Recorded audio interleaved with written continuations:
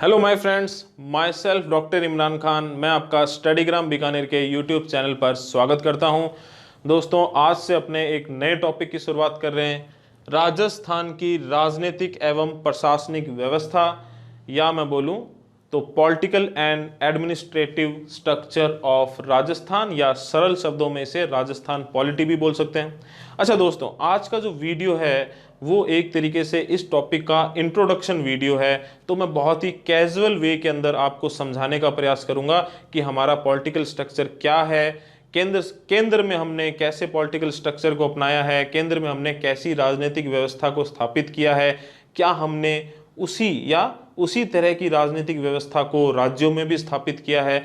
तो इस पर अपने एक बहुत ही सुपरफिशियल लेवल पर, बहुत ही ऊपरी लेवल पर, मतलब ज़्यादा डीप नहीं जाना अपने को, आज वाले वीडियो में एक चर्चा करेंगे और थोड़ा सा समझने का प्रयास करेंगे ताकि अपने को आइडिया हो जाए कि आगे आने वाले वीडियोस में कैसे अपने टॉपिक वाइज आगे बढ़ेंगे। लेकिन दोस्तों, बहुत सारी इंपॉर्टेंट बातों पर डिस्कशन इस वीडियो में भी होगा, तो इसे गौर से देखिएगा। ऐसा मत सोचिएगा कि भाई ये तो इंट्रोडक्शन वीडियो, इसे क्या देखें। बहुत सारे क्वेश्चंस जो आपके एग्जाम में आ सकते हैं उन पर चर्चा इसी वीडियो के अंदर ही हो जाएगी। तो चलिए शुरू करते हैं दोस्तों। तो सबसे पहले दोस्तों, तो मैं आपको ये बताना चाहूँगा कि हमारे जो संविधान निर्माता थे, the founding fathers of Indian constitution, उन्होंने भारत में संघीय व्यवस्था या फेडरल स्ट्रक्चर की स्थापना की। हमारा पॉलिटिकल स्ट्रक्चर कैसा है दोस्तों? फेडरल है, संघीय है। ठीक है, देखिए नॉर्मल वर्ड शब्दों में कहूं, सामान्य शब्दों में कहूं तो इसका मतलब यह है कि एक हमारे यहाँ पर केंद्रीय सरकार है और पूरे भारत को हमने प्रशासनिक इकाइयों में बांटा हुआ है। अच्छा, ये प्रशासनिक इकाइयां दो तरह की है, राज्य और केंद्र शासित प्रदेश, स्टेट्स एंड यूनियन टेरिटरीज। ठीक है, लेकिन दोस्तों एक चीज ध्यान से सुनना, इंपॉर्टेंट है और क्वेश्चन बनता है इस पे। जो संघीय व्यवस्था होती है, फेडरल स्ट्रक्चर जो होता है, उसका जो मेन फीचर क्या होता है, उसकी मुख्य विशेषता क्या होती है, वो होता है भाई शक्तियों का विभाजन, डिस्ट्रीब्यूशन ऑफ पावर्स। तो आपसे कोई पूछ ले शक्तियों का विभाजन जो है वो इंडियन पॉलिटिकल सिस्टम में कहाँ पाया जाता है, तो वो पाया जाता है केंद्र और राज्य सरकारों के बीच में। केंद्र और केंद्र शासित प्रदेशों या यूनियन टेरिटरीज जिनको कहते हैं, उनके बीच में शक्तियों का विभाजन नहीं होता। केंद्र और केंद्र शासित प्रदेशों के बीच में शक्तियों का विभाजन नहीं होता। यूनियन टेरिटरीज या केंद्र शासित प्रदेश सेंट्रल गवर्नमेंट के द्वारा डायरेक्टली कंट्रोल्ड होते हैं। तो शक्तियों का विभाजन किसके बीच में पाया जाता है? केंद्र सरकार और राज्य सरकार के बीच में। और अगर आपको इसको और ज्यादा स्पष्ट करना है तो आप संविधान का अनुच्छेद 246 आर्टिकल 246 जरूर पढ़ें। अपने इस आर्टिकल पर कभी आगे आने वाले वीडियो के अंदर जरूर इस पर विस्तृत चर्चा करेंगे, लेकिन आज अपने इसको एक बार साइड में करते हैं। फिर भी मैं आपको थोड़ा सा हिंट दे रहा हूं, अनुच्छेद 246 आप जरूर पढ़ें। देखिए दोस्तों, तो मैंने आपको बता दिया एक चीज तो, कि हमने संघीय व्यवस्था को अपनाया है। ठीक है, हमारे यहाँ पर एक केंद्र सरकार होती है, एक राज्य सरकार होती है। ज्यादातर देश जिन्होंने संघीय व्यवस्था को अपनाया है उनमें यही 2 टायर सिस्टम ऑफ गवर्नमेंट चलता है। सरकार की यह क्या एक तरीके से 2 स्तरीय सरकार चलती है। लेकिन हमारे भारतीय संविधान की एक अनूठी व्यवस्था है कि हमारे यहाँ पर त्रिस्तरीय सरकारी व्यवस्था है, या मैं बोलूं 3 टायर सिस्टम ऑफ गवर्नमेंट है। केंद्र सरकार, राज्य सरकार और एक स्थानीय स्वशासन, लोकल सेल्फ गवर्नमेंट, जिसे हम पंचायती राज और म्युनिसिपैलिटी बोलते हैं। ठीक है दोस्तों, ये याद रखना भाई, त्रिस्तरीय सरकारी व्यवस्था चलती है। और अपने को क्या पढ़ना है? राजस्थान पॉलिटी।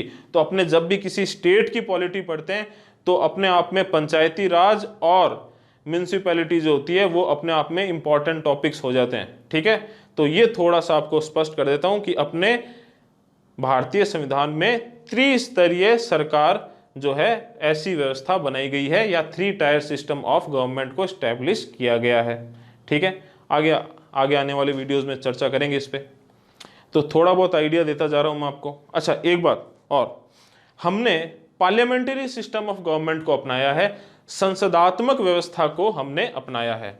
ठीक है, ब्रिटेन से लिया है ये गुण हमने बहुत सारी चीजें अलग अलग संविधान से लिया है। तो संसदात्मक व्यवस्था या पार्लियामेंट्री सिस्टम हमने कहां से लिया है? ब्रिटेन से लिया है। ठीक है, तो देखिए थोड़ा सा अपने केंद्र सरकार के बारे में पढ़ते हैं तो आपको पता चल जाएगा कि पार्लियामेंट्री सिस्टम ऑफ गवर्नमेंट क्या है। अच्छा, एक चीज और, आज वर्तमान विश्व में जो मॉडर्न डेमोक्रेसी है, ठीक है, लोकतंत्र जो है, उनमें मुख्यतः दो तरह की सरकारी व्यवस्था चलती है। हालांकि तीन तीन तरह की होती है, लेकिन आप दो तरह की ध्यान रखें। एक तो होती है संसदात्मक व्यवस्था, पार्लियामेंट्री फॉर्म ऑफ गवर्नमेंट, और एक होती है प्रेसिडेंशियल सिस्टम ऑफ गवर्नमेंट, जिसे अध्यक्षात्मक प्रणाली भी कहते हैं, जैसी कहाँ है, अमेरिका में है। ठीक है दोस्तों, हमने संसदात्मक प्रणाली या पार्लियामेंट्री सिस्टम ऑफ गवर्नमेंट को अपनाया है। थोड़ा सा सेंट्रल गवर्नमेंट के ढांचे को समझने का प्रयास करते हैं और इसी में अपने थोड़ा सा आइडिया ले लेंगे कि पार्लियामेंट्री फॉर्म ऑफ गवर्नमेंट या संसदात्मक प्रणाली जो होती है सरकार की, वो क्या होती है। तो चलिए बात करते हैं गवर्नमेंट की। तो सेंट्रल गवर्नमेंट का एग्जांपल लेते हैं। बेसिकली दोस्तों, सरकार जो होती है ना किसी भी देश की, वो उसके तीन भाग होते हैं, तीन स्तंभ होते हैं। एक होती है विधायिका, एक होती है कार्यपालिका और एक होती है न्यायपालिका। विधायिका को कहते हैं लेजिस्लेचर, कार्यपालिका को कहते हैं एग्जीक्यूटिव, और न्यायपालिका को आपको पता है क्या कहते हैं, जुडिशरी। विधायिका का क्या कार्य है दोस्तों? विधायिका का कार्य है कानून बनाना, लॉ मेकिंग। ठीक है। कार्यपालिका एग्जीक्यूटिव का काम क्या है? कानून लागू करना, जो लॉ बनाए हैं उनको इंप्लीमेंट करना या एग्जीक्यूट करना। और न्यायपालिका, न्यायपालिका का क्या काम है दोस्तों? जुडिशरी। देखिए बेसिकली तो न्याय प्रदान करना, लेकिन अगर अपने सरकार से संबंधित करके देखें, कानून बनाने और कानून लागू करने से संबंधित करके देखें, तो न्यायपालिका का काम है कानून की व्याख्या करना या जुडिशियल रिव्यू की पावर होती है इसके पास। ठीक है, भारत के अंदर जुडिशरी के अंदर जुडिशियल रिव्यू की पावर होती है। आप में से कई बोलेंगे कि यूएसए में नहीं होती, लेकिन बात मैं किसी कर रहा हूं, अपने भारत में सरकार की व्यवस्था ही कर रहे हैं, तो इसलिए अपने को ये याद रखना है, न्यायपालिका के पास पावर है कानून की व्याख्या करने की। इसे एक छोटे से एग्जाम्पल से समझते हैं दोस्तों।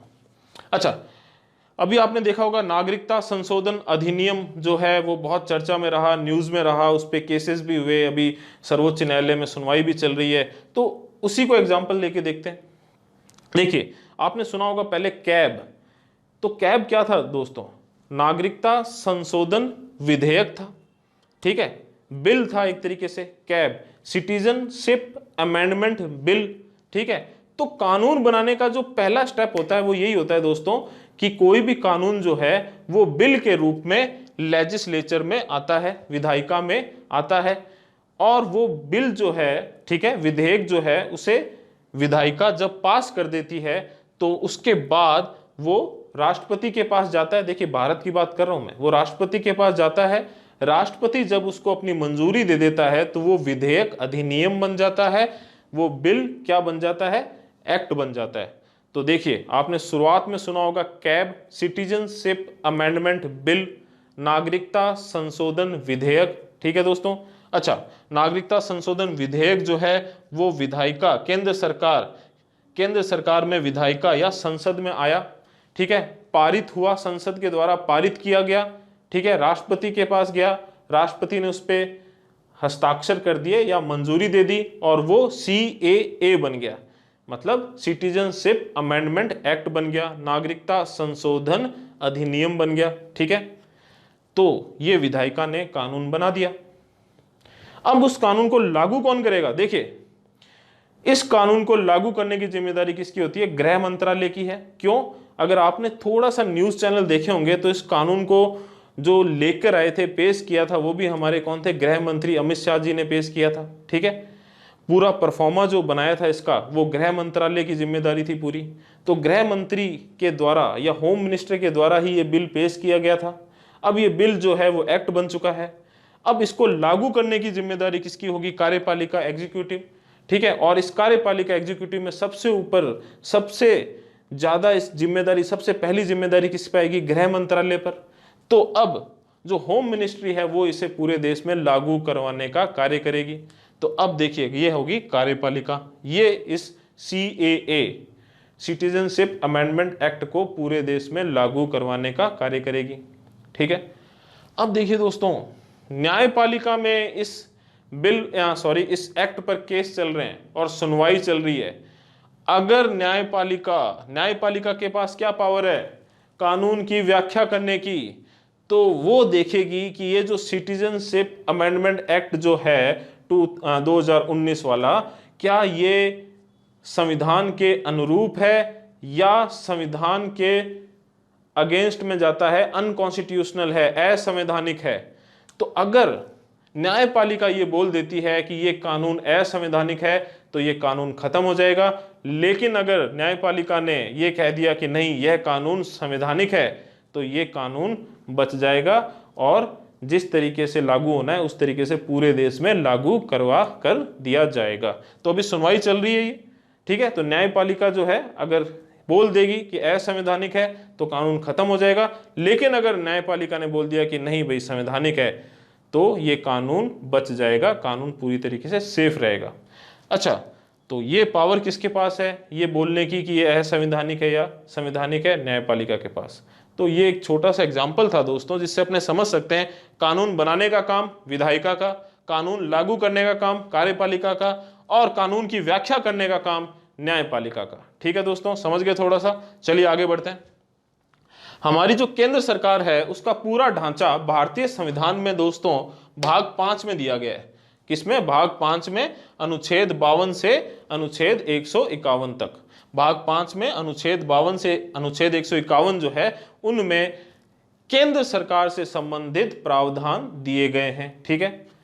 अच्छा, केंद्र सरकार है वो 3 भागों में बंटी हुई है, विधायिका, कार्यपालिका और न्यायपालिका। ठीक है दोस्तों। विधायिका जो है दोस्तों, देखिए विधायिका जो है केंद्र में, विधायिका क्या कहलाती है? संसद या पार्लियामेंट। देखिए दोस्तों, बहुत ही कैजुअल वे में समझा रहा हूं, ठीक है। तो थोड़ा सा लैंग्वेज जो है बहुत ही सिंपल रखने की कोशिश कर रहा हूं ताकि आपको ये चीज समझ आ जाए। ठीक है। जटिल और कॉम्प्लेक्स लैंग्वेज आगे आने वाले वीडियोस में अपने आराम से बना लेंगे, लेकिन आज जो लैंग्वेज बहुत ही सिंपल रखूंगा मैं। अच्छा, अनुच्छेद इंग्लिश में आर्टिकल कहते हैं। तो केंद्र में विधायिका जो है वो होती है संसद या पार्लियामेंट। ठीक है दोस्तों। अच्छा, संसद या पार्लियामेंट से संबंधित जो प्रावधान है वो अनुच्छेद 79 से 122, आर्टिकल 79 से आर्टिकल 122 के बीच में दिए गए हैं। ठीक है। संसद का सत्र कैसे शुरू होगा, कौन शुरू करेगा, ठीक है, संसद के सत्र की समाप्ति कैसे होगी, कितने इसमें सदस्य होंगे, क्या स्ट्रक्चर होगा, वगैरह वगैरह, ये सारी चीज़ों या इन चीज़ों से संबंधित प्रावधान है वो इन अनुच्छेदों में दिए गए हैं। ठीक है। आगे बढ़ते हैं। बहुत ही इंपॉर्टेंट बात, संसद, भारतीय संसद जो है, ठीक है, हमने ब्रिटेन से लिए ये संसदीय प्रणाली। ठीक है।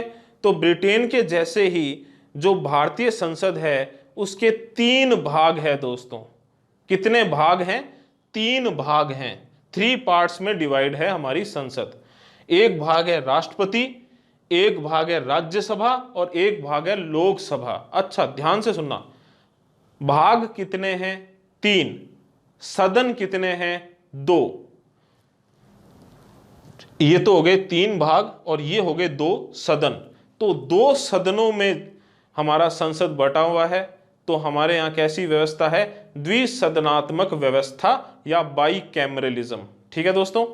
अच्छा, तो फिर से सुनिए, जो संसद है वो 3 भागों में बंटी हुई है। एक भाग है राष्ट्रपति, प्रेसिडेंट, दूसरा भाग है राज्यसभा जिसे काउंसिल ऑफ स्टेट्स कहते हैं, और एक भाग है लोकसभा जिसे हाउस ऑफ द पीपल कहते हैं। अच्छा दोस्तों, एक चीज और, राज्यसभा और लोकसभा नाम 1954 में अपनाए गए थे, उससे पहले ये नाम चलते थे। ठीक है, अभी भी बोल सकते हो आप, कोई दिक्कत नहीं है।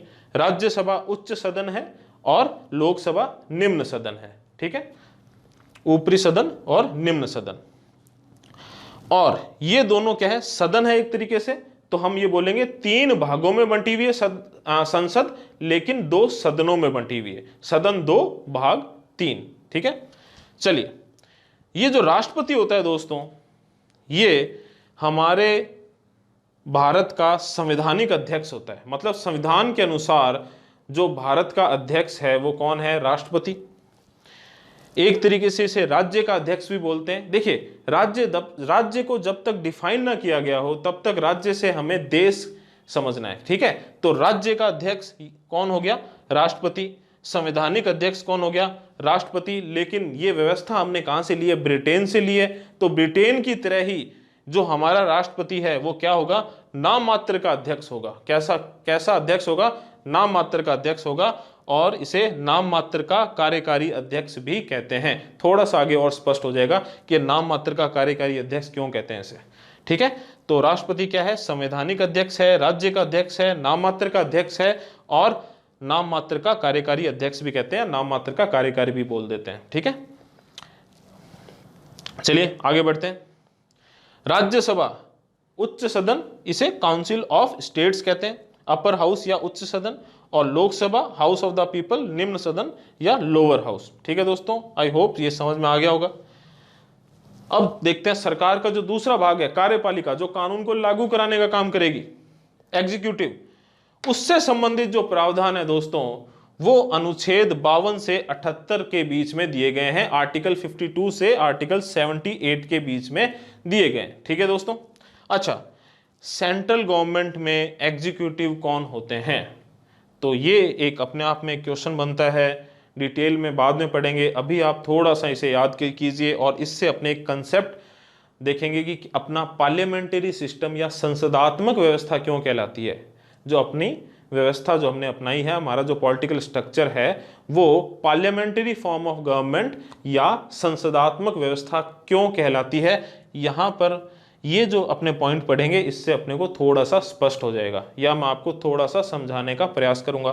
देखिए दोस्तों, सेंटर में एग्जीक्यूटिव जो होते हैं उसमें कौन कौन आता है? उसमें आता है राष्ट्रपति, प्रेसिडेंट, उपराष्ट्रपति, वाइस प्रेसिडेंट, मंत्री परिषद जिसे काउंसिल ऑफ मिनिस्टर्स कहते हैं, और इस काउंसिल ऑफ मिनिस्टर्स का हेड कौन होता है? अध्यक्ष कौन होता है? प्रधानमंत्री, प्राइम मिनिस्टर, और महान्यायवादी, अटॉर्नी जनरल, इसे सरकार का सबसे बड़ा वकील कह सकते हो आप। तो भाई सेंट्रल गवर्नमेंट, केंद्र सरकार जो होती है, उसकी कार्यपालिका या एग्जीक्यूटिव जो होती है, वो किन लोगों से मिलकर बनी होती है? राष्ट्रपति, उपराष्ट्रपति, मंत्री परिषद जिसे इंग्लिश में कहेंगे काउंसिल ऑफ मिनिस्टर्स, जिसका हेड होगा प्रधानमंत्री, और महान्यायवादी जिसे अटॉर्नी जनरल भी कहते हैं। आर्टिकल 76 इससे संबंधित होता है। ठीक है दोस्तों। अच्छा, अब देखिए दोस्तों, थोड़ा सा आप यहां पर और यहां पर फोकस कीजिए। राष्ट्रपति कार्यपालिका का भाग भी है। ठीक है, अब राष्ट्रपति अगर कार्यपालिका का भाग है तो कार्यकारी या कार्यपालिका का अध्यक्ष कौन होगा? राष्ट्रपति। लेकिन राष्ट्रपति तो नाम मात्र का अध्यक्ष होता है, इसीलिए राष्ट्रपति नाम मात्र का कार्यकारी अध्यक्ष होगा। मतलब कार्यकारी शक्तियां जो है वो नाम मात्र किसके पास होगी? तो मेनली किसके पास होती है? तो वास्तविक कार्यकारी अध्यक्ष या वास्तविक कार्यकारी शक्तियों का उपयोग कौन करता है? वास्तविक कार्यकारी शक्तियों का उपयोग जो है दोस्तों, वो मंत्री परिषद के द्वारा किया जाता है, काउंसिल ऑफ मिनिस्टर्स के द्वारा किया जाता है। और एक तरीके से वास्तविक कार्यकारी अध्यक्ष कौन होगा? जो मंत्री परिषद का अध्यक्ष होगा, मतलब प्रधानमंत्री। तो एक तो आपको ये चीज थोड़ी सी स्पष्ट होगी। अब वापस से एक फोकस कीजिए। राष्ट्रपति जो है वो विधायिका का भाग है और कार्यपालिका का भी भाग है। अच्छा, एक चीज और, मंत्री परिषद में कौन आते हैं दोस्तों? जो अलग अलग विभाग के मंत्री होंगे वो। ठीक है, और प्रधानमंत्री। अब ये जो है, ये किसके सदस्य होते हैं? ये राज्यसभा या लोकसभा दोनों में से किसी के सदस्य होंगे। ठीक है, आपको पता ही है। तो एक तरीके से आप देख रहे हो कि जो कार्यपालिका जिससे मिलके बनती है, वो कहीं ना कहीं विधायिका के भी भाग हैं। तो हमारी विधायिका और कार्यपालिका आपस में जुड़ी हुई है, और इसी वजह से हमारा जो राजनीतिक व्यवस्था है उसे पार्लियामेंट्री फॉर्म ऑफ गवर्नमेंट, संसदात्मक व्यवस्था कहते हैं। क्यों? क्योंकि संसदात्मक व्यवस्था में विधायिका और कार्यपालिका के बीच में समन्वय या सामंजस्य पाया जाता है, कोऑर्डिनेशन एंड कॉम्बिनेशन पाया जाता है। आपस में ये जुड़ी हुई होती हैं, या फ्यूजन ऑफ पावर पाया जाता है, शक्तियों का जुड़ाव। किसके बीच में? विधायिका और कार्यपालिका।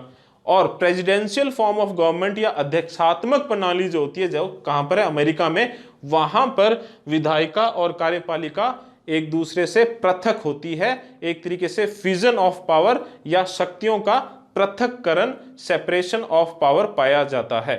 किसके बीच में? विधायिका और कार्यपालिका। एक छोटी सी चीज और स्पष्ट कर दूं दोस्तों, वहां का जो संसद है जिसे हम कांग्रेस भी कहते हैं, ठीक है, उसके 3 भाग नहीं होते हैं, उसके 3 भाग नहीं होते हैं, लेकिन सदन तो 2 ही होते हैं उसके भी। उसके कितने सदन होते हैं? 2 ही सदन होते हैं। एक को कहते हैं सीनेट और एक को कहते हैं हाउस ऑफ रिप्रेजेंटेटिव्स। एक को कहते हैं सीनेट और एक को कहते हैं हाउस ऑफ रिप्रेजेंटेटिव। जो सीनेट है, अच्छा, संसद को अमेरिका में क्या कहते हैं? कांग्रेस। कांग्रेस के 2 सदन है, ठीक है। जैसे हमारा उच्च सदन है राज्यसभा, वहां पर होता है सीनेट, ठीक है। हमारा निम्न सदन है लोकसभा, वहां पर होता है हाउस ऑफ द पीपल्स, ठीक है। लेकिन राष्ट्रपति जो है वो संसद का या वहां पर कांग्रेस का भाग नहीं होता। तो आप कह सकते हो अमेरिका में जो संसद होती है उसके 2 ही भाग होते हैं और 2 ही सदन होते हैं। भारत में जो संसद है उसके 3 भाग हैं लेकिन सदन 2 हैं। तो दोनों जगह बाईकैमरलिज्म तो दोनों जगह है, लेकिन पार्ट्स यहाँ पर 3 है, वहां पर 2 हैं। राष्ट्रपति वहां पर लेजिस्लेचर या विधायिका का भाग नहीं होता। क्यों नहीं होता? तो मैंने अभी बताया आपको, वहां पर क्या है? अध्यक्षात्मक प्रणाली है, ठीक है, प्रेसिडेंशियल सिस्टम ऑफ गवर्नमेंट है, जिसमें विधायिका और कार्यपालिका अलग अलग होती है। तो आई होप थोड़ा सा समझ आया होगा आपको। चलिए आगे बढ़ते हैं। अब बात करेंगे न्यायपालिका, जुडिशरी। और सेंट्रल लेवल या केंद्रीय स्तर पर जो जुडिशरी होती है वो होती है सर्वोच्च न्यायालय या उच्चतम न्यायालय, या इंग्लिश में बोलते हैं सुप्रीम कोर्ट। और इससे संबंधित जो प्रावधान है दोस्तों वो अनुच्छेद 124 से 147 के बीच में दिए गए हैं। आर्टिकल 124 से आर्टिकल 147 के बीच में दिए गए हैं, ठीक है दोस्तों। तो थोड़ा सा आपको अंदाजा लगा होगा कि केंद्र सरकार का ढांचा कैसा है। अच्छा दोस्तों, तो हमने पार्लियामेंट्री सिस्टम ऑफ गवर्नमेंट या संसदात्मक प्रणाली को अपनाया है, ठीक है। और ये हमने केवल केंद्रीय स्तर पर ही नहीं अपनाया है, इस प्रणाली को हमने राज्य स्तर पर भी अपनाया है। तो हमारे जो राज्य सरकार का ढांचा है वो भी लगभग केंद्रीय सरकार के जैसा ही है, ठीक है। और राज्य सरकार से संबंधित जो प्रावधान है वो हमारे संविधान के भाग 6 पार्ट 6 में दिए गए हैं। और उनसे संबंधित आर्टिकल्स या अनुच्छेद कौन से हैं? अनुच्छेद 152 से 237, आर्टिकल 152 से लेकर आर्टिकल 237 तक। तो थोड़ा सा देखते हैं भाई राज्य सरकार का ढांचा। तो राज्य सरकार भी 3 भागों में बंटी हुई है, विधायिका, कार्यपालिका, न्यायपालिका, ठीक है, लेजिस्लेचर, एग्जीक्यूटिव और जुडिशरी। राज्य विधायिका को व्यवस्थापिका या विधान मंडल भी कहते हैं। क्या कहते हैं? विधान मंडल। और इंग्लिश में आप इसे स्टेट लेजिस्लेचर बोल सकते हो, ठीक है, बेसिकली विधान मंडल या स्टेट लेजिस्लेचर। इससे संबंधित प्रोविजंस या प्रावधान कौन से अनुच्छेदों में दिए हुए? अनुच्छेद 168 से 212 दोस्तों, आर्टिकल 168 से लेकर 212 तक। विधायिका का मेन काम क्या है? कानून बनाना, अभी अपने ने स्पष्ट किया। अच्छा, अब देखिए राज्य विधानमंडल या स्टेट लेजिस्लेचर है वो भी केंद्र की तरह ही 3 भागों में और 2 सदनों में बंटी होती है। 2 सदनों में बंटे होने के कारण हम बोल सकते हैं कि स्टेट में भी बाईकैमरलिज्म या द्विसदनात्मक व्यवस्था को हमने अपनाया है। तो देखिए 3 भाग होंगे। सेंटर में कौन था? राष्ट्रपति, नाममात्र का अध्यक्ष या संवैधानिक अध्यक्ष। तो वैसे ही राज्य में नाममात्र का अध्यक्ष और संवैधानिक अध्यक्ष कौन होगा? राज्यपाल या गवर्नर, ठीक है दोस्तों। उसके बाद हमने देखा था अपर हाउस, ठीक है, उच्च सदन, जिसे सेंटर में हमने राज्यसभा बोला था। स्टेट में इसे हम विधान परिषद या लेजिस्लेटिव काउंसिल कहते हैं। उसके बाद हमने देखा निम्न सदन या लोअर हाउस, तो स्टेट में इसे विधानसभा या लेजिस्लेटिव असेंबली कहते हैं। अब आप कहोगे कि राजस्थान में तो विधान परिषद है ही नहीं, राजस्थान में तो केवल विधानसभा है। तो आप बिल्कुल सही बोल रहे हो। देखिए सारे राज्यों में हमने बाईकैमरलिज्म को नहीं लागू किया है। हालांकि हमने राज्य स्तर पर बाईकैमरलिज्म को अपनाया है, लेकिन सभी राज्यों में विधान परिषद नहीं स्थापित है। अच्छा, एक अनुच्छेद है, आर्टिकल है 169, 169 अनुच्छेद जो है आर्टिकल 169। देखिए दोस्तों, ये जो आर्टिकल है वो केंद्र सरकार को ये पावर देता है कि वो किसी भी, केंद्र सरकार को, सेंट्रल गवर्नमेंट को ये पावर देता है कि वो किसी भी राज्य में विधान परिषद की स्थापना कर सकती है या उस राज्य की विधान परिषद को समाप्त कर सकती है। हालांकि इसके लिए वो राज्य जो है केंद्र सरकार को रिक्वेस्ट करता है। हो सकता है वो रिक्वेस्ट ये हो कि हमारे यहाँ विधान परिषद स्थापित कर दीजिए, या वो रिक्वेस्ट करेगा कि हमारे यहाँ जो विधान परिषद है उसको समाप्त कर दीजिए। ठीक है, वो रिक्वेस्ट मानना या न मानना केंद्र सरकार पर है। अगर वो मान लेती है तो 169 पावर देता है विधान परिषद स्थापित करने की भी और स्थापित विधान परिषद को समाप्त करने की भी। अच्छा, एक चीज और, छोटी सी एक ट्रिक है दोस्तों। तो अभी आपसे कोई पूछ ले कि कौन कौन से राज्यों में विधान परिषद पाई जाती है, तो वर्तमान में कौन कौन से राज्यों में विधान परिषद पाई जाती है, उसको याद करने की एक छोटी सी ट्रिक है। तू भी मजा कर, ठीक है। अब देखिए, टी से है दोस्तों तेलंगाना। ध्यान से सुन लेना दोस्तों, क्योंकि कंफ्यूज हो जाओ कि टी से तमिलनाडु है कि तेलंगाना है।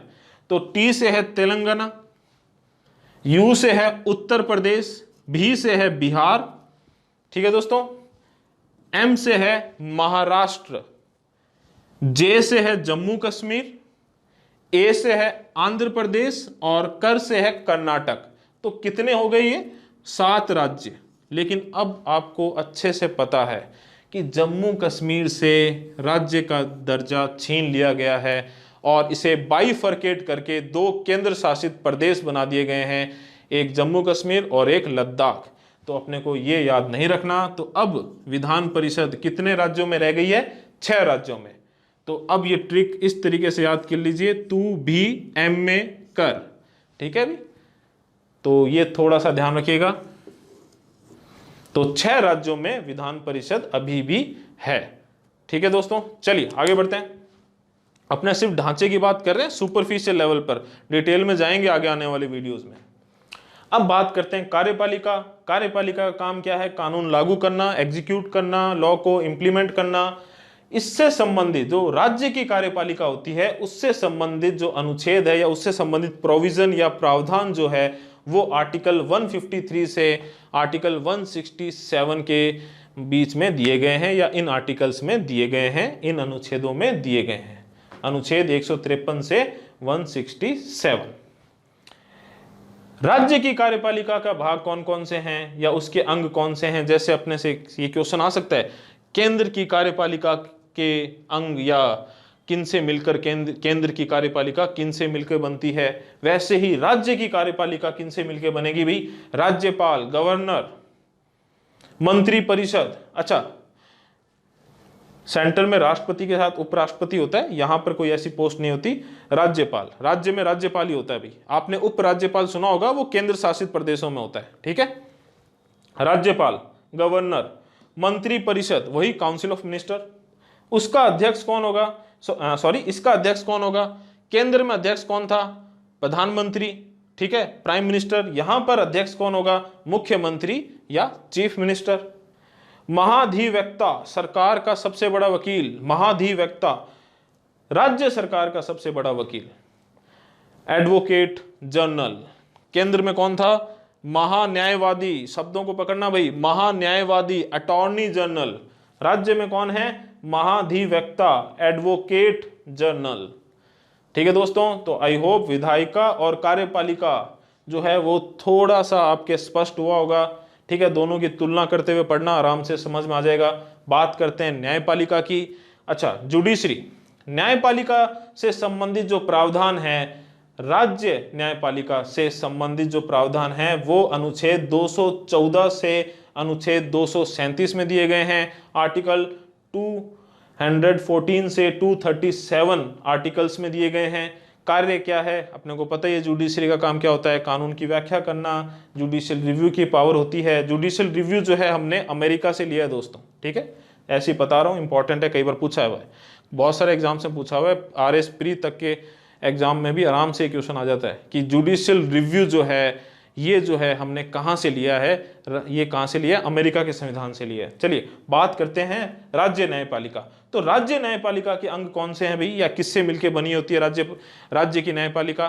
केंद्र की जो न्यायपालिका थी वो तो किससे बनी थी, सर्वोच्च न्यायालय या उच्चतम न्यायालय, ठीक है, या सुप्रीम कोर्ट। और राज्य की जो न्यायपालिका है वो होती है हाई कोर्ट, उच्च न्यायालय, और उसके जो अधीनस्थ न्यायालय या सब ऑर्डिनेट कोर्ट्स होते हैं उनसे मिलकर बनी होती है। और इनसे संबंधित प्रावधान या प्रोविजंस जो हैं वो आर्टिकल 214 से लेकर 237 आर्टिकल्स में दिए गए हैं। तो आई होप दोस्तों आपको ये स्ट्रक्चर समझ में आया होगा कि भाई ये कैसा स्ट्रक्चर है। अच्छा, एक चीज और बता दूं आपको, जो अपने आगे आने वाले वीडियोस में देखेंगे, अभी हालांकि अपने भाग 6 पर भी विस्तार से चर्चा करेंगे इसी वीडियो में दोस्तों, लेकिन थोड़ा सा आपको मैं बता देता हूं कि जब भी अपने किसी राज्य विशेष से संबंधित पॉलिटी या फिर राजनीतिक एवं प्रशासनिक व्यवस्था पढ़ते हैं तो थोड़ा सा डिफरेंस हो जाता है दोस्तों। देखिए, अगर आप यूपीएससी की तैयारी कर रहे हो तो सबको आपको एक बराबर पढ़ना है, ठीक है, आपने राष्ट्रपति पढ़ा, आपने गवर्नर पढ़ा, बात खत्म होगी। लेकिन जब आप किसी राज्य के पीएससी एग्जाम की भी तैयारी कर रहे हो, जैसे मान लीजिए आप आरएस की तैयारी कर रहे हो, तब आप राज्यपाल पढ़ोगे तो एक तो राज्यपाल आप इन जनरल पढ़ोगे, ठीक है, राज्यपाल से संबंधित आप आर्टिकल्स पढ़ोगे, उसकी पावर्स पढ़ोगे, उसकी नियुक्ति कैसे होती है, उसको हटाने का क्या प्रावधान होता है, वगैरह वगैरह पढ़ोगे। लेकिन अब आप तैयारी किसी कर रहे हो आरएस की, तो अब आपको क्या पढ़ना पड़ेगा कि राजस्थान में जो राज्यपाल कौन कौन रहे हुए हैं, कितने राज्यपाल अब तक रहे हैं, वर्तमान में कौन है, पहले कौन थे, अगर कोई महिला राज्यपाल रही है तो पहली महिला राज्यपाल कौन थी, या फिर राज्य में कभी आपातकाल लगा है तो उस आपातकाल के दौरान राज्यपाल कौन थे। तो ये सारी कुछ स्पेसिफिक बातें जो राज्य से संबंधित हो जाती है एक तरीके से, इसीलिए मैंने बोला राजस्थान पॉलिटी या राजस्थान जीके बोल देते हैं अपने उसको कई बार, ठीक है दोस्तों। तो थोड़ा सा फोकस ऐसे ही करेंगे, पहले आगे आने वाले वीडियोस में जैसे अपने राज्यपाल के बारे में पढ़ेंगे तो पहले तो इन जनरल जो अपने कॉमन चीजें होती है वो पढ़ेंगे, फिर अपने फोकस करेंगे किस पर, राजस्थान में, और फिर अपने राजस्थान में जो जो राज्यपाल रहे हुए हैं उनसे संबंधित अगर एग्जाम की दृष्टि से कोई भी इंपॉर्टेंट पॉइंट है तो सारे इंपॉर्टेंट पॉइंट अपने डिस्कस करेंगे दोस्तों। आई होप आपको समझ में आया होगा कैसे वीडियो आगे आने वाले वीडियोस में अपने कैसे टॉपिक वाइज आगे बढ़ेंगे। अच्छा, एक चीज और, जब अपने स्टेट पीएससी की तैयारी करते हैं तो अपने को पंचायती राज और म्यूनिसिपैलिटी भी थोड़ा डिटेल में पढ़ना पड़ता है, तो आगे आने वाले वीडियोस में अपने उनको भी पूरा डिटेल में कवर करेंगे। और अभी मैं थोड़ा सा साइड हो रहा हूं, आप इस पूरे बोर्ड पर जितने भी इंपॉर्टेंट पॉइंट आपको लग रहे हैं वो सारे नोट डाउन कर लीजिए, और उसके बाद में अपने थोड़ी सी चर्चा करेंगे संविधान के भाग 6 पर, इसमें कौन कौन से अनुच्छेद हैं, या भाग 6 जो है वो कितने अध्यायों में बंटा हुआ है, थोड़ा सा इस पर चर्चा करेंगे। क्योंकि जब अपने को राज्य सरकार के बारे में पढ़ना है तो भाग 6 का स्ट्रक्चर या भाग 6 किस प्रकार से अध्यायों में बंटा हुआ है, कौन से अध्याय में क्या चीज दी गई है, ये भी हमें नॉलेज में होना चाहिए दोस्तों। तो मैं थोड़ा सा साइड हो रहा हूँ, आप जितने भी इंपॉर्टेंट पॉइंट्स लग रहे हैं वो आप नोट डाउन कर लीजिए, और उसके बाद अपने संविधान के भाग 6 को थोड़ा सा समझने का प्रयास करते हैं।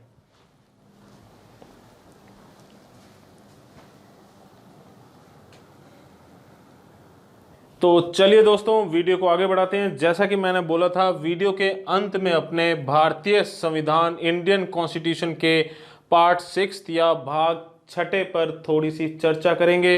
देखिए दोस्तों, पहले ही बता देता हूं आपको, भाग 6 या पार्ट 6 जो है वो स्टेट्स या राज्य से संबंधित है। अभी थोड़ी देर पहले मैंने आपको बताया कि केंद्र सरकार की तरह ही राज्य सरकार के भी 3 भाग होते हैं, विधायिका लेजिस्लेचर, कार्यपालिका एग्जीक्यूटिव, और न्यायपालिका जुडिशरी। तो देखिए, राज्य सरकार के ये जो 3 भाग होते हैं इनसे संबंधित अधिकांश प्रावधान इसी भाग में दिए गए हैं। स्टेट्स या राज्य के अंतर्गत इसी भाग में दिए गए हैं, स्टेट्स या राज्य के अंतर्गत। और इस भाग में कौन से अनुच्छेद आते हैं, अनुच्छेद 152 से अनुच्छेद 237, आर्टिकल 152 से आर्टिकल 237। ठीक है दोस्तों। अच्छा, तो एक तो चीज आपको ये याद रखनी है कि राज्य सरकार से संबंधित या राज्य से संबंधित कौन सा भाग है संविधान का, भाग छठा। और इसमें कौन कौन से आर्टिकल्स आते हैं, आर्टिकल 152 से आर्टिकल 237। ठीक है दोस्तों। चलिए, ये जो भाग है ये कितने चैप्टर्स में बंटा हुआ है, ये बंटा हुआ है 6 अध्यायों में। कितने अध्यायों में बंटा हुआ है, 6 अध्यायों में बंटा हुआ है दोस्तों।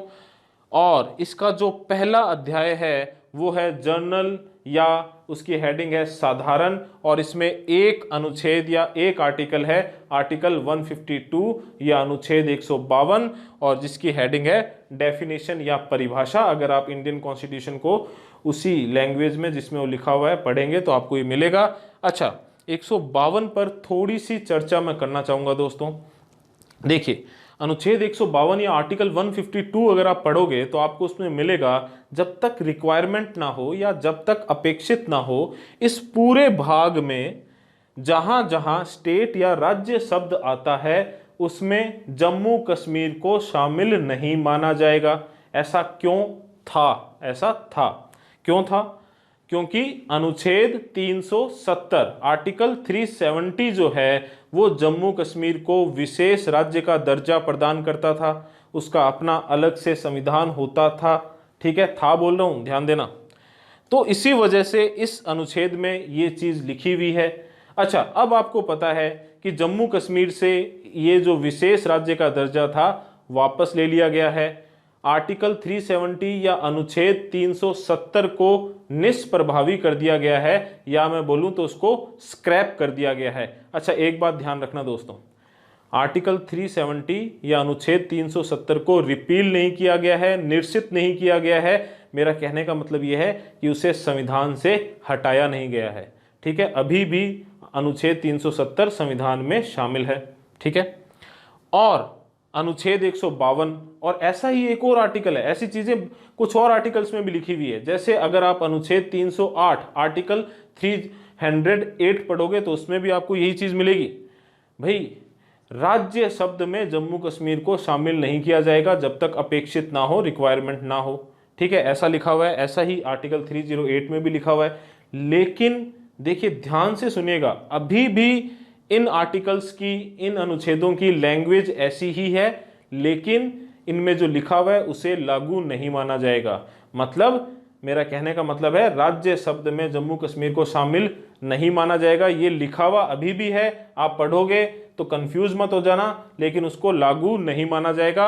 और वैसे भी आपको पता है कि जम्मू कश्मीर अब राज्य ही नहीं रहा, उसको बाइफरकेट कर दिया गया है, उससे राज्य का दर्जा भी वापस ले लिया गया है और उसे केंद्र शासित प्रदेश बना दिया गया है। जम्मू कश्मीर को बाइफरकेट करके 2 केंद्र शासित प्रदेश बना दिए गए हैं, जम्मू कश्मीर और लद्दाख। तो आई होप अनुच्छेद 152 जब आप पढ़ोगे तो कंफ्यूजन नहीं होगा आपको। और ऐसी ही चीज आपको एक और अनुच्छेद में मिलेगी, अनुच्छेद 308 में। तो चलिए दोस्तों आगे बढ़ते हैं।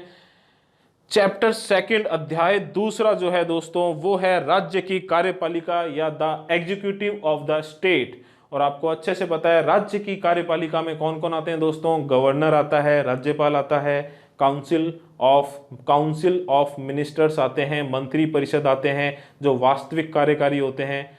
उनका अध्यक्ष कौन होता है, राज्य में उनका राज्य की जो मंत्री परिषद होती है उसका अध्यक्ष कौन होता है, मुख्यमंत्री या चीफ मिनिस्टर होता है।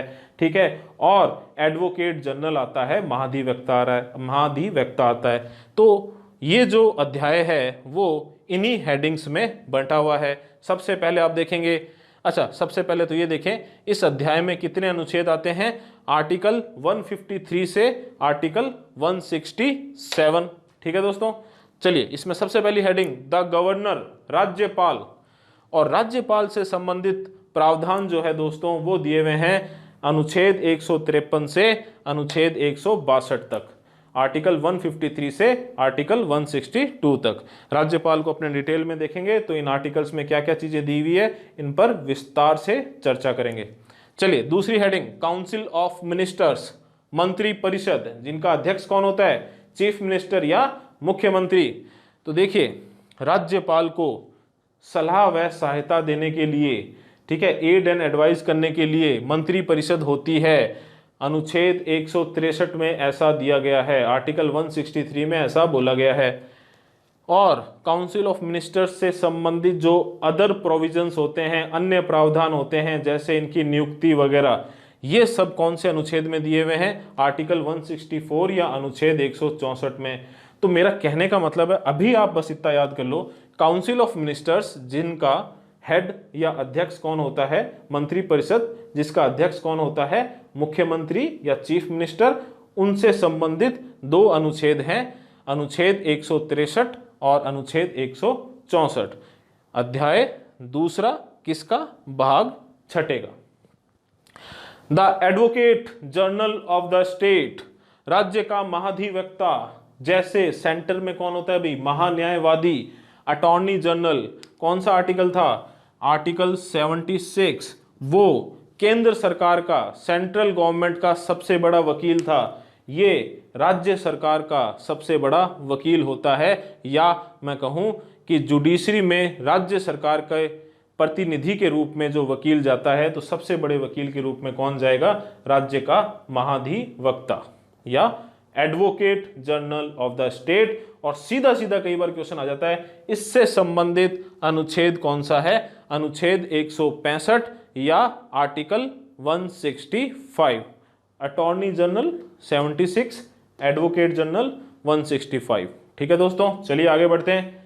कंडक्ट ऑफ गवर्नमेंट बिजनेस, सरकारी कार्य का संचालन, नेक्स्ट हेडिंग है इसी अध्याय में। और इसमें कौन कौन से अनुच्छेद आते हैं? अनुच्छेद आर्टिकल 166 एंड आर्टिकल 167। जैसे फॉर एग्जांपल आर्टिकल 167 में चीफ मिनिस्टर की जो ड्यूटी होती है किसके प्रति? गवर्नर के प्रति, वो दी गई है।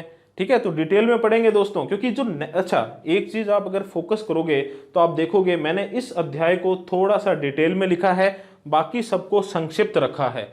इसका कारण क्या है? क्योंकि जो नेक्स्ट वीडियोस हैं उसमें अपना जो टॉपिक है वो राज्य की कार्यपालिका ही है दोस्तों, और उसमें संभवतः अपना जो टॉपिक शुरू होगा वो होगा राज्यपाल। इसी वजह से मैंने इस चैप्टर को थोड़ा सा डिटेल में लिखा है यहाँ पे, ताकि अपने को याद रह जाए। इन चैप्टर्स को, इन अध्यायों को संक्षिप्त रखा है। इनको विस्तार से कब पढ़ेंगे? जब इस टॉपिक पर स्टेट लेजिस्लेचर पर अपने वीडियोस आने वाले होंगे, उससे जस्ट पहले अपने इस पूरे अध्याय को पूरा खोलकर डिटेल में इसको देखेंगे, ताकि उस समय अपने को याद हो जाए। क्योंकि हो सकता है कि तब तक अपने, अगर आज इसको अपने डिटेल में पढ़ लिया अपने ने, तो हो सकता है उस समय तक इसकी कुछ बातें अपने भूल जाएं। तो चलिए दोस्तों आगे बढ़ते हैं। चैप्टर 3, अध्याय तीसरा, द स्टेट लेजिस्लेचर, राज्य का विधानमंडल। राज्य के विधानमंडल के 2 सदन होते हैं। ठीक है, उन सदनों की क्या संरचना है, ठीक है, उनका क्या कॉन्स्टिट्यूशन है, ठीक है, और उनके चेयरपर्सन कौन है, क्या पावर्स होती हैं, ठीक है, सदस्य संख्या कितनी है, वगैरह जो बातें हैं। या फिर विधेयक जो होते हैं, धन विधेयक होता है, ठीक है, सामान्य विधेयक होता है, इसके अलावा राज्य का बजट होता है। तो ये सारी बातें जो है, ठीक है, सदस्यों की अर्हताएं, सदस्यों की निहरताएं, मतलब योग्यता अयोग्यता, ये सारी चीजें जो हैं वो इसी अध्याय में दी गई हैं। और कौन से अनुच्छेद से कौन से अनुच्छेद तक? अनुच्छेद 168 से अनुच्छेद 212 तक, आर्टिकल 168 से आर्टिकल 212 तक। ठीक है दोस्तों, विस्तार से नहीं बात कर रहे अभी, केवल थोड़ा सा इसको इस तरीके से बस इतना सा याद रखें कि स्टेट लेजिस्लेचर के बारे में भाग छठे के अध्याय तीसरे में अनुच्छेद 168 से अनुच्छेद 212 तक दिया गया है। चलिए नेक्स्ट है चैप्टर 4, अध्याय चौथा, बहुत इंपॉर्टेंट है। Legislative powers of the governor, राज्यपाल की विधायी शक्तियां या विधायी शक्ति, सॉरी, ठीक है।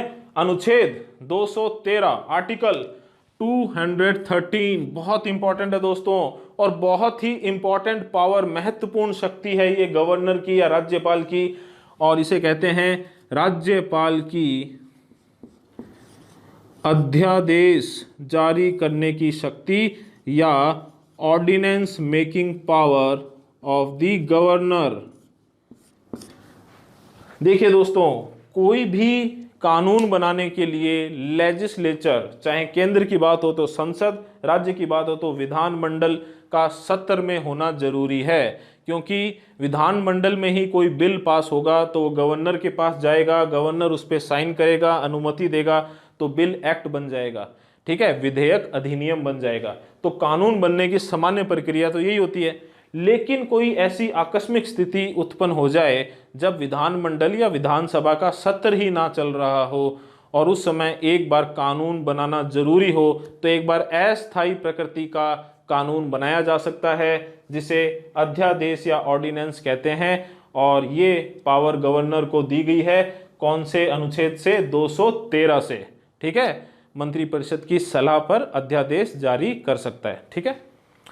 अच्छा, और अस्थायी प्रकृति का और बाकी डिटेल में इस पर जब वीडियो आएगा उसमें चर्चा करेंगे।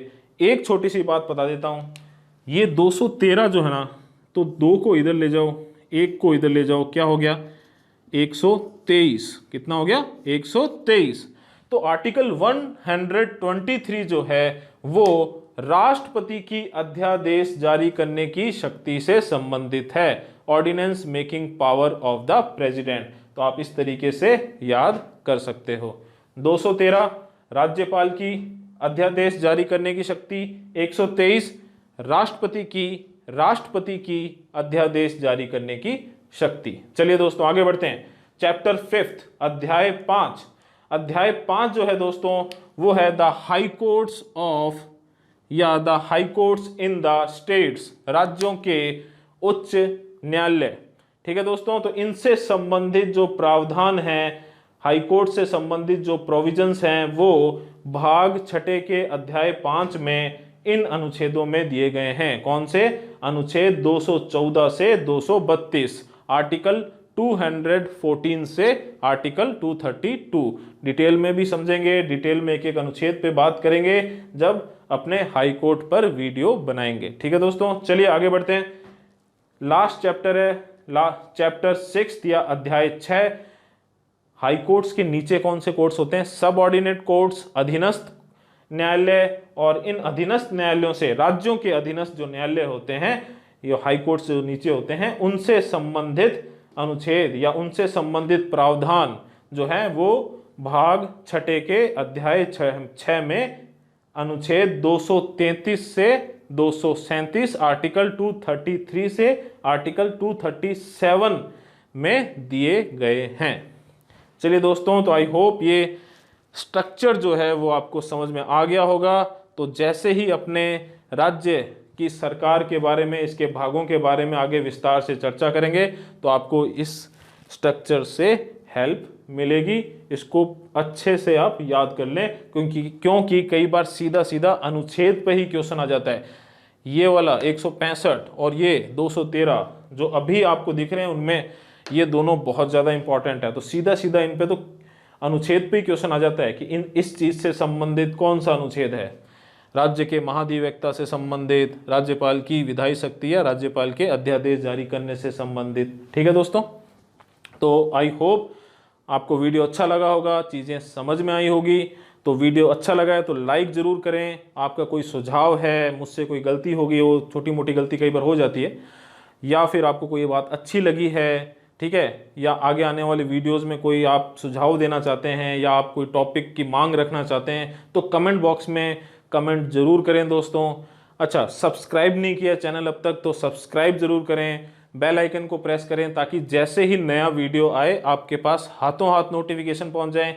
और आपके जितने भी ऐसे दोस्त हैं या फैमिली मेम्बर्स हैं जो आरपीसी के अलग अलग एग्ज़ाम्स की तैयारी कर रहे हैं, उनसे हमारे चैनल का लिंक ज़रूर शेयर करें दोस्तों। और लास्ट में बोलूँगा कि कोरोना संकट का समय है, घर से बिना बात के बाहर ना निकलें, ठीक है। कोई ज़रूरी, बहुत ज़रूरी काम हो तो ही निकलें। खुद की सेफ्टी रखें, अपने परिवार की सेफ्टी रखें। और अपने मिलते हैं नेक्स्ट वीडियो के अंदर, जिसमें अपने शुरू करेंगे राज्य की कार्यपालिका, the executive of the state. और चलिए दोस्तों, थैंक यू, मिलते हैं नेक्स्ट वीडियो में।